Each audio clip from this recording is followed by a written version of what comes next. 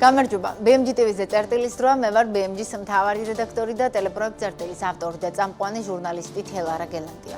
2025 წლის წერტილის პირველი სტუმარი პლატფორმა Free Business-ის დამფუძნებელი გიორგი ჩუგოშვილი იქნება პლატფორმის, რომელმაც შეძლო და დეკემბრის ბოლო ორ კვირაში 2400-ზე მეტი ბიზნესი გააერთიანა ორი მთავარი მოთხოვნით. ახალი არჩევნების ჩატარება და პატიმრების გათავისუფლება. თუმცა ქართულმა ოცნებამ ჯერჯერობით არაფერი გაითვალისწინა. არც საკუთარი მოქალაქეების მოთხოვნები და არც საერთაშორისო პარტნიორების მოწოდებები და სანქციები, რომელიც პრობლემა არა მხოლოდ სანქცირებულებისთვის, არამედ სერიოზული პრობლემების წინაშე აყენებს მთელ ქვეყანას და შესაბამისად ჩვენ მოსახლეობას. რა გეგმები აქვთ Free Business-ზე რეგისტრირებულ ბიზნესებს 2025 წელს და როგორ წარმოუდგენიათ მოსალოდნელი ეკონომიკური კრიზისის მასშტაბის შემცირება.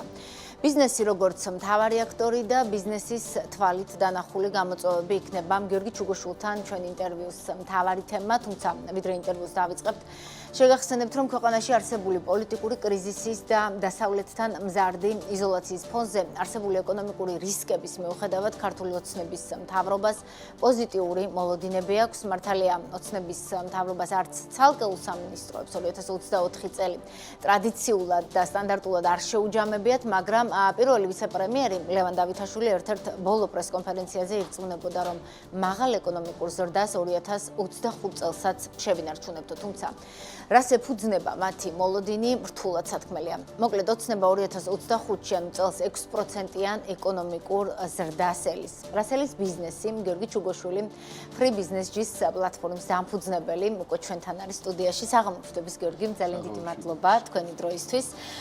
ვიდრე ბიზნესში არსებულ მოლოდინებზე ვისაუბრებთ, პირველ რიგში Free Business-ზე მინდა კითხოთ, ფაქტია 2024 წლის ორი მთავარი მოთხოვნა, ასე ვთქვათ, გადმოყვა 2025 წელსაც, რადგან ოცნებას არავის ხმა არ ესმის. თუმცა, მოდით შევაჯამოთ ერთგვარად, რა მოიტანა Free Business-ზე 2400-ზე მეტი კომპანიის გაერთიანებამ, ამ ერთობამ და რა იყო მთავარი შედეგი?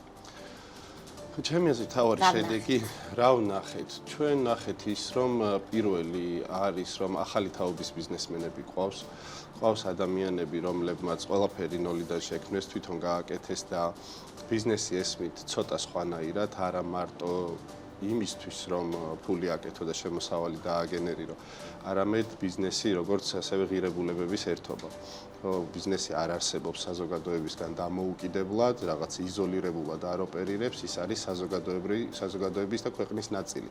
და როდესაც ქვეყნისთვის დგას კრიტიკული მდგომარეობა, ხო ბიზნესმენი იქნება ეს დამფუძნებელი თუ დირექტორი, ის ამ ქვეყნის შვილია, ამ ქვეყნის ნაწილია და დავინახეთ, რომ არის უკვე ძალიან ბევრი ბიზნესმენი, რომელსაც უნდა თავისუფალი ქვეყანა, რომელსაც უნდა თავისუფალი დასავლური ბიზნეს გარემო, სადაც ბიზნესმენს ხმის ამოღების არ ეშინია. ხო? სულ უფრო და უფრო მეტი ახალგაზრდა იაზრებს იმ ნაწილს, რომ ახალგაზრდა იქნება ეს თუ ძველგაზრდა მაგას არა აქვს, რა თქმა უნდა, მნიშვნელობა. ადამიანი იაზრებს იმას, რომ ბიზნესის დამფუძნებელს აქვს უფლება, რომ კონდეს თავის პოზიცია და ბიზნესიც შეიძლება, რომ კონდეს თავისი პოზიცია, ხო? მით უმეტეს, როდესაც ახლა არ არის აუცილებელი ყველაფერზე, რაც ქვეყანაში ხდება, მაგრამ როდესაც ესეთი კრიტიკული პერიოდი არის, როდესაც რაღაც ქვეყნის ბედი ან აქეთ არის, ან იქეთ არის, უკვე რაღაც ვალდებულებას გრძნობენ ეს ადამიანები, რომ პოზიცია მაინც დააფიქსირონ. აქამდე იყო ის, რომ რაღაცას ან ერთი პოსტს ვიღაცა დაწერდა და ის ისტორიას გაყვებოდა, ან საერთოდ ხმას არ ამოიღებდა და ესეც ისტორიას გაყვებოდა და როდესაც ჩვენ ვფიქრობდით თავისუფალი ბიზნესების პლატფორმაზე, ესეც იყო ჩვენთვის ერთ-ერთი ამოსავალი წერტილი, რომ მოდი ისტორიას შემოუნახოთ ქვეყნისთვის ესეთ კრიტიკულ მოცემულობაში, სად იდგა ბიზნესი. რომელი ბიზნესი სად იდგა და დააფიქსირა თუ არა პოზიცია, ანუ ამოიღო თუ არ ამოიღო ხმა. ეს ჩემი აზრით მნიშვნელოვანი არის როგორც ამ ბიზნესის მომხმარებლებისთვის, ისე ამ ბიზნესის თანამშრომლებისთვის, ხო? იმიტომ რომ ახალგაზრდებს სულ უფრო მეტად აინტერესებთ, ვისთან მუშაობენ და სულ უფრო მეტად აინტერესებთ, ვისგან ყიდულობენ პროდუქციას, იმიტომ რომ თითოეული გადახდილი ლარი პროდუქციაში და კომპანიისთვის ეს არ არის უბრალოდ პროდუქტის შეძენა, ხო? ეს არის ამ ჯგუფის, ამ ლიდერშიპის, ამ პიროვნებების გაძლიერება, განვითარება და მათი ბიზნეს საქმიანობასთან ერთად მათი სოციალური პასუხისმგებლობის კომპონენტის მხარდაჭერაც, ხო? ანუ ჩვენ ვაძლევთ მათ ფულს და ვეუბნებით, რომ გააგრძელე ამ პროდუქტის კეთება და გააგრძელე ისეთი ღირებულებებით ოპერირება, როგორი ღირებულებებითაც ოპერირებ.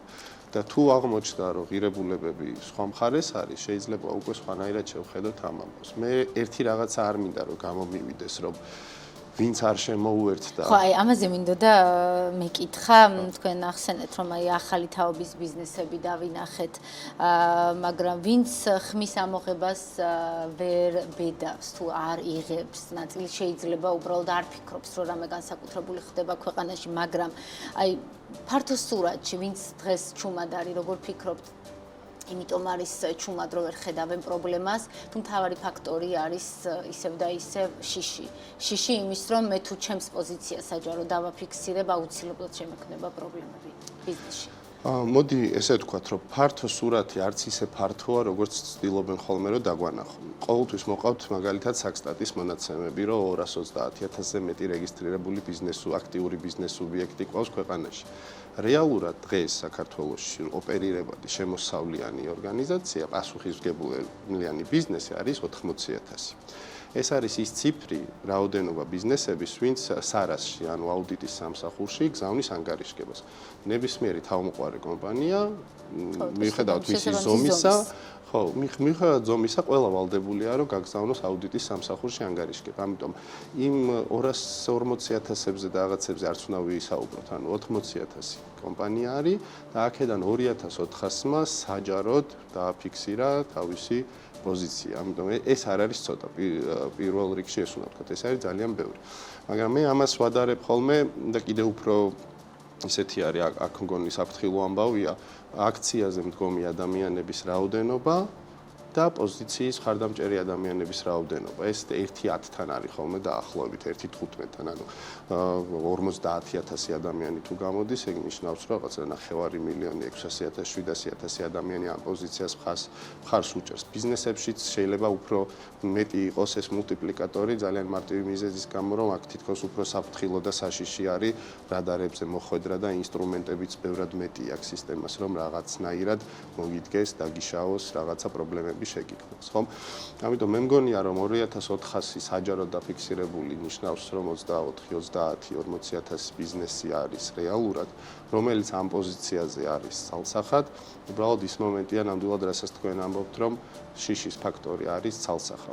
ეს არ არის შიშის ფაქტორი, რომელიც რაღაცა ბოლო 5 წელში გაჩნდა თუ ჰაერიდან მოვიდა, ეს არის რაღაცა საბჭოთა კავშირიდან გადმოყოლებული კვაზი ბიზნესიდან, მე 90-იანების ბიზნესიდან, წინამ ხელისუფლებიდან, ამ ხელისუფლებიდან და ასე შემდეგ. ანუ ბიზნესი არასოდეს არ ყოფილა თავისუფალი, ბიზნესს არასოდეს არ ქონია იმის ფუფუნება, რომ ხმამაღლა ეთქვა, რომ იცით რა, მე რაღაცა არ მომწონს.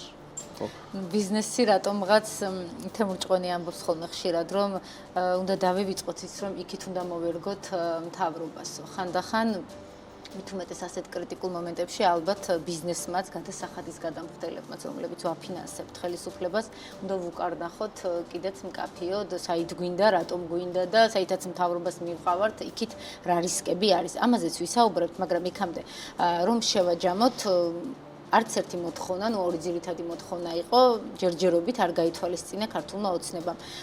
რას აპირებს წელს უკვე free business-ში, აი მაგალითად იმ კომპანიებისთვის, ვინც შარშან ორჭოფობდა, ასე ვთქვათ, მაინც რაღაცას, ასე ვთქვათ, ჩუმად ყოფნას არჩევდა, ან ვერ გაბედა, მაგრამ წელს გადაწყვიტა, რომ შემოუერთდეს თავისუფალი ბიზნესების პლატფორმას, ეს ჩაიკეტა უკვე ეს შესაძლებლობა თუ რაღაცა ღიაა და შეიძლება კიდე ეს რიცხვი გაიზარდოს.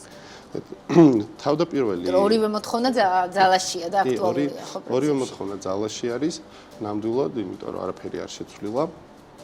რაც შეეხება იმ განცხადებას, რომელიც პირველადი ვერსია იყო განცხადების, იქ ჩვენ ძალიან დიდი სურვილი გვქონდა, რომ ახალ წლამდე ერთი მოთხოვნა მაინც შესრულებული იყო, რომელიც იქნებოდა ახალგაზრდების განთავისუფლება, რომლებიც უსამართლოდ არიან დაკავებული. რატომ ახალ წელს უბრალოდ სახში რო შეხვედროდნენ ეს ადამიანები, ამიტომ განცხადებაში გვიწერია, რომ ახალ წლამდე განთავისუფლდნენ ეს ახალგაზრდები. ძალიან უცნაური იქნება შეუერთდე განცხადებას ახალი წლის მერე, რომელიც ითხოვს ახალ წლამდე განთავისუფლებას. მაგრამ ახალი რაღაც დედლაინი რომ გაკეთეს, ან რაღაცა შეცვლა რომ მოხდეს. ძალიან გულახდილი უნდა ვიყო. თუნდაც ახალი არჩევნები დარჩეს მარტო, არ ვიცი. ნახეთ, ძალიან გულახდილი უნდა ვიყო აქ, როდესაც ჩვენ დავიწყეთ პლატფორმა, ჩვენ ეს შემდეგ ნაბიჯებზე ბევრი არ გვიფიქრია. ეს იყო რომ რა არის პათოსი, ხო, ამ განცხადების, რომ დეესკალაცია გვჭირდება. დეესკალაციის ყველაზე პრაგმატული ნაბიჯები არის ეს ორი, თორე ამაზე რამე ის კი არ არის. წყარო პრობლემის სიტუაციის არის პოლიტიკური კრიზის, ეკონომიკური ნაბიჯებით ვერაფერს ვერ მოუხერხებ, ხო? ამიტომ არის, რომ ხანდახან იძახიან ხოლმე, რომ ბიზნესი პოლიტიკაში ერევა. არა, ეს პირიქით არის. ამჟამად პოლიტიკა, რომელმაც შეიძლება იზოლაციამდე მიგვიყვანოს დღევანდელ ეკონომიკაში, რომელიც არის გლობალიზაციის პროდუქტი და აუცილებელია სხვა ქვეყნებთან ვაჭრობა, იმიტომ რომ ყველაფერს ჩვენ თვითონ ვერ ვაწარმოებთ, ხო? ტელეფონს ჩვენ თვითონ ვერ ვაწარმოებთ, კომპიუტერს, საკვებზეც, ხო, საკვები, ტანსაცმელი, ავტომობილები, ყველაფერს ჩვენ თვითონ ვერ ვაწარმოებთ. აუცილებელი არის ვაჭრობა, აუცილებელი არის რომ ვიყოთ გახსნილი. და აი ამ გახსნილობის ეპოქაში ჩვენ შევდივართ ძალიან დიდი იზოლაციების რისკებში, რომელიც მთლიანად ჩამოშლის საქართველოს ეკონომიკას, რომელიც 9 მილიარდი დოლარით მეტს ყიდულობს უცხოეთიდან, ვიდრე გააქვს უცხოეთში გასაყიდად. ყოველწლიურად 9 მილიარდი დოლარი. ეს ხო საიდანაც უნდა დავაკომპენსიროთ, ანუ ცალსახად დამოკიდებული ვართ უცხოური ბაზრების და უცხოურ პროდუქტებზე, ხო? ამიტომ ეს არის ძალიან დიდი რისკები და ზუსტად ამ რისკების, ასე ვთქვათ, პირველ რიგში გასაჟღერებლად ვიღაცას ხომ უნდა ეთქვა, რომ ვთქვათ, რაღაცა მსახიობები საუბრობენ იმაზე, სხვა მაგრამ ბიზნესმა უნდა ისაუბროს ეკონომიკაზე. იმიტომ რომ პოლიტიკური პროცესები შეიძლება დაალაგდეს ერთ კვირაში, ერთ თვეში, ორ თვეში, მაგრამ ჩამოშლილი ეკონომიკა ვერ დაალაგდება სამ თვეში, ხო? მას შეიძლება დაჭირდეს წლები და თუ ფინანსურ სისტემას შეეხო რაღაც რისკები, იმას შეიძლება საერთოდ 10 წლეულები დაჭირდეს, რომ დაალაგდეს. ამიტომ ამ რისკებზე ვიღაცას უნდა ესაუბრა და ეს ვიღაცა უნდა ყოფილიყო ბიზნესი და ჩვენის პირველი პლატფორმა, ვთქვათ, ესე ვთქვათ, გავუშვით, ყველაფერი დაიწყო, რა თქმა უნდა, ისევ ამ სტუდიაში პირველი ეთერით, როდესაც ბიზნესმენები შეიკრიბნენ და ხმამაღლა დააფიქსირეს პოზიცია და მე ამის უკვე შემდეგი ეტაპი იყო გაციფრულება ამ ყველაფრის და ყველა ბიზნესმენს მიეცა საშუალება, რომ თავისი პოზიცია ამ ფორმით, თანამედროვე ფორმით, ციფრული ფორმით დაეფიქსირებინა, ხო? ამიტომ ბიზნესი საუბრობს ეკონომიკაზე, ბიზნესი კი არ ერევა პოლიტიკაში, პოლიტიკა იმდენად შემოიჭრა ეკონომიკაში, რომ ბიზნესი იძახის, რომ უბრალოდ დაბრუნდი იქ, სადაც იყავი ცოტა ხნის წინ თუნდაც რა, რომ გავაგრძელოთ ისევ ოპერირება და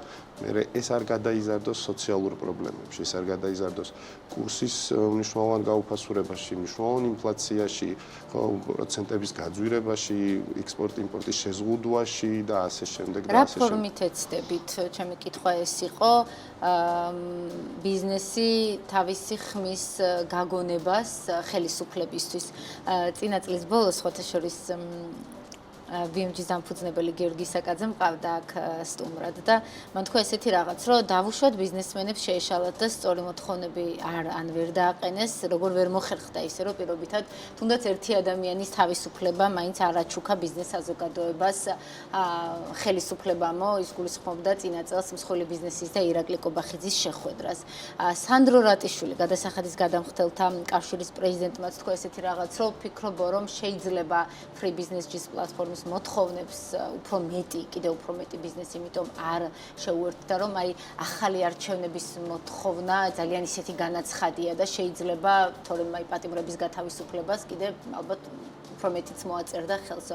აი ამ სიტუაციიდან გამომდინარე, ამ კონტექსტის გათვალისწინებით, ხომ არ იგეგმება რაღაცა Free Business-ის მოთხოვნების ცოტა უფრო ზოგადი გახდეს, მაგრამ კონკრეტული გულისხმობ იმას, რომ რაღაცა კომპრომისზე წავიდეს ხელისუფლება, იმიტომ რომ გველოდება ეს და ეს. რაღაც ესე რომ შეიცვალოს ეს მოთხოვნები და კიდევ უფრო მეტი ბიზნესი გამოჩნდეს. ნახეთ, 15-ში, როდესაც ჩვენ პლატფორმა გავუშვით, სიტუაცია ბევრად ნაკლებად მძიმე იყო, ვიდრე არის დღეს. თუნდაც სანქციების კუთხით, თუნდაც იზოლაციის კუთხით, თუნდაც ასე ვთქვათ, მოლოდინების კუთხით.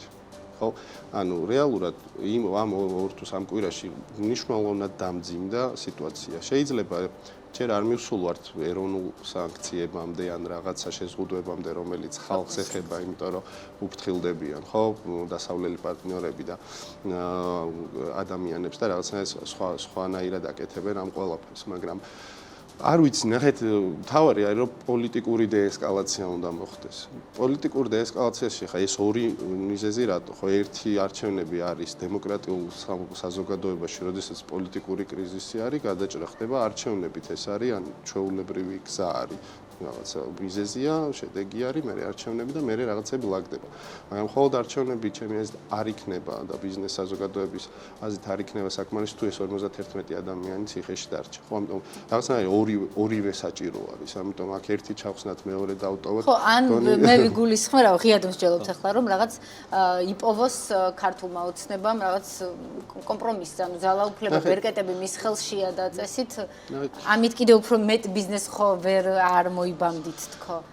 ვინც მაინც ფრთხილია რომ აი რაღაცა ახალი არჩევნების მოთხოვნა უფრო პოლიტიკური განაცხადია და თავარი სხვა არ არის რომ ბევრმა არ მოაწეროს რაღაცას ხელი ან ბევრი შეუერთდეს რაღაცა. არა, თავარი არის რომ კიდევ უფრო მეტი გამოჩნდეს, იმიტომ რომ ვიცით, თქო, ოცნება, რასაც ამბობდა, რომ მე როგორი კამპანია დაიწყეს იქ შავი ვიღაცა რუსეთში თურმე კომპრომატი არის ვიღაცა რომ რაღაცა ცოტა რუსეთში ხედის და ასე შემდეგ. გასაგებია ეს ყველაფერი, მაგრამ ხო, მოსალოდნელო, მაგრამ თავარი რა არის? იმიტომ რომ აქციებზე ხო გვითვლიან ჩვენ 800 კაცი, 3000 კაცი. ცუდად, მაგრამ სულ გვითვლიან.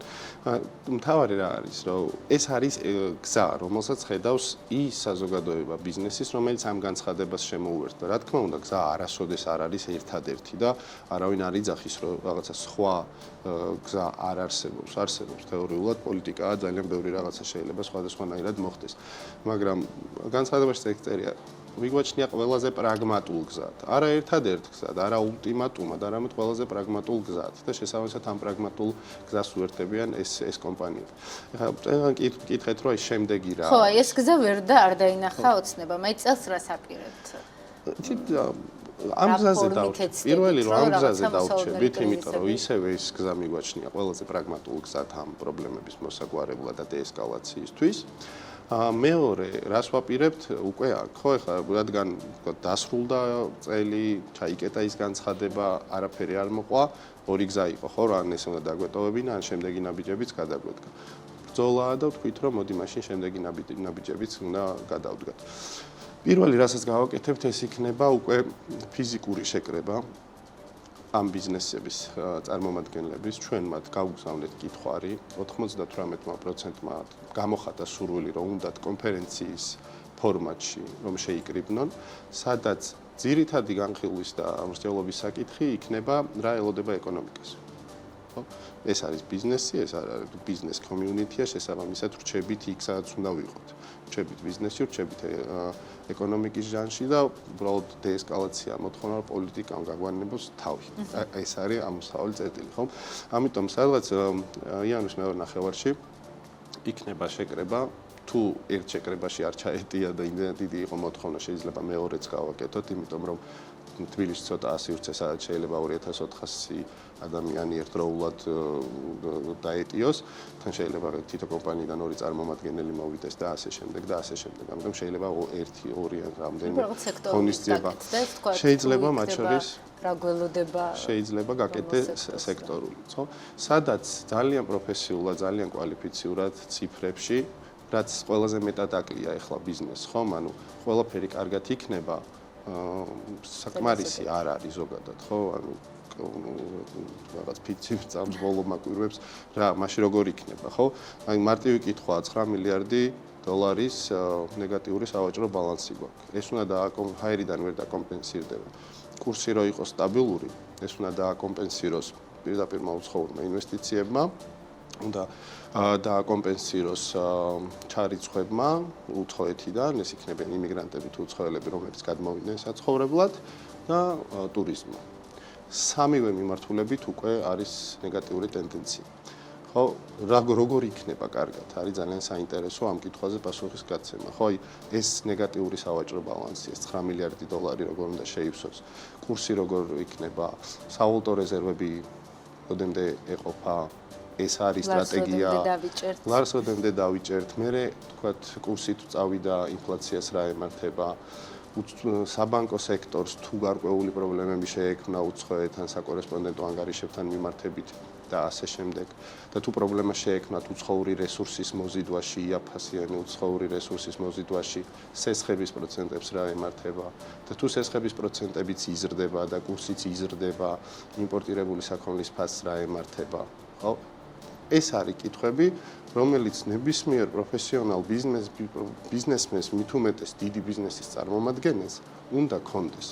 თუ ესეთი ტიპის ანალიზი სადღაც არის დეტალური, ნახეს, დაკმაყოფილდნენ და ყველაფერი წესრიგში იქნება, არგუმენტირებულად ჩვენთვისაც საინტერესო არის მოვიწვევდით ამაზე. გიორგი, ერთია თქვათ ბიზნესებს რა მოლოდინები აქვთ, მაგრამ არანაკლებ საინტერესოა რაღაცა კვალიფიციური პროგნოზები არსებობდეს რა გველოდება, რადგან free business-ის ასე თქვათ ხელმომწერებს შორის არიან მათ შორის ანალიტიკური ორგანიზაციები, ICT, PMCG, ხო სწორად მახსოვს, შეიძლება კიდე სხვაებიც დაემატნენ, ხომ არ მიდის მუშაობა, ხომ არ ფლობთ ინფორმაციას, რაღაცა ისეთი სცენარები გაკეთდეს, ასე თქვათ, აი რა გველოდება ამ შემთხვევაში ზუსტად ეგ იქნება წარდგენილი მარტო არ იყოს რაღაცა ვინ რას ელოდება კონკრეტული ბიზნესი. არა, ეს არ იქნება ბოდიში და ჭორაობის ფორმატი. ეს იქნება ძალიან პროფესიული შეხვედრა, პრეზენტაციით, ციფრებით, პროგნოზებით, სცენარებით და რაც მთავარია, რამდენიმე სხვადასხვა მხარის მიერ შეფასებული,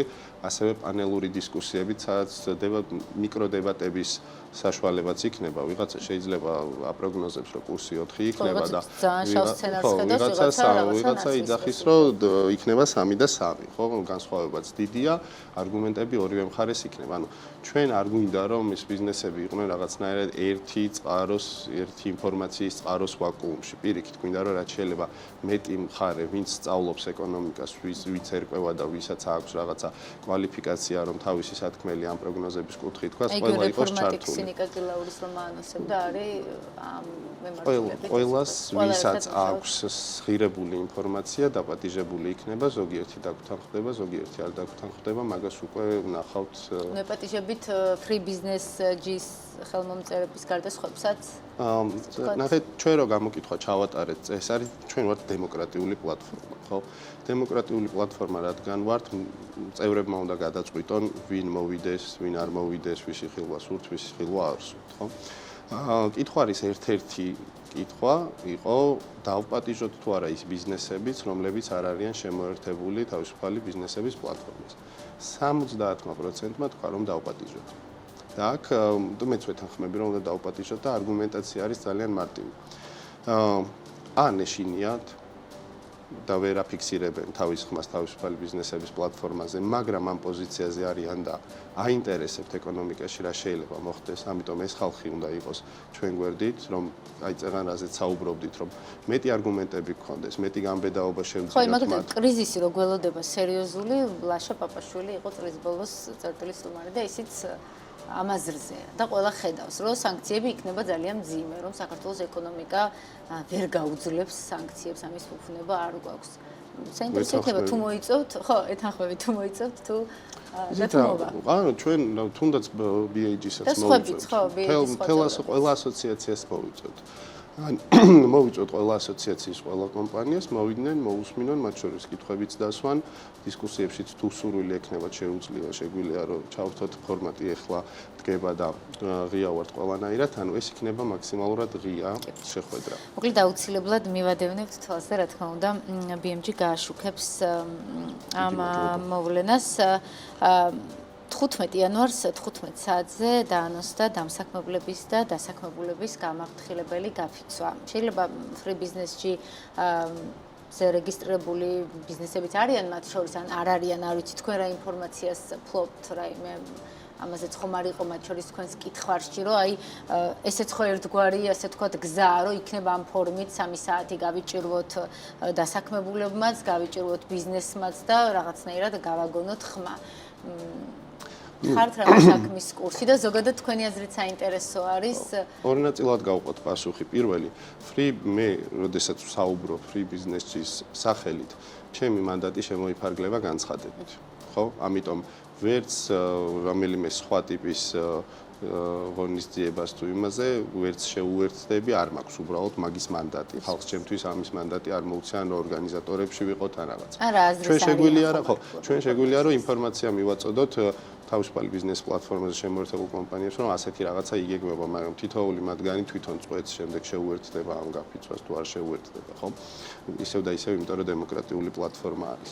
რაც შეეხება თვითონ გაფიცვას ამ ფორმით ბიზნესის ხმის გაჟღერებას, ეს ხდება ყველგან მთელ მსოფლიოში.